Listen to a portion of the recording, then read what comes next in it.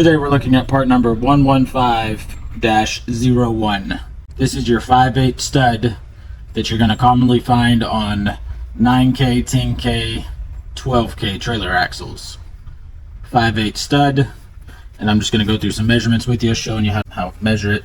So the most important measurement is right here, the knurled diameter, and this one's going to be a 0.68. So that's going to be where your stud actually presses into the drum. So you want to make sure this is correct because you don't want it wobbling around in there and breaking off. It has an identifying marker on it, 21-D23. I don't know if y'all can see that. The head on it is 0.91 inches.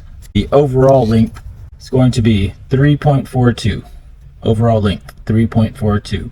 You're going to find these on the Carter axles, Dexter axles, easily replaceable. They're drive-in, so you can, if you shear off your studs, you can just knock them out and knock these babies right back in. If you have any more questions, just reach out to us and shop online at trailerpartsunlimited.com or give us a call at 844-898-8687 or just stop by our distribution center here in Huntsville, Texas, and we would love to help you out. Thanks.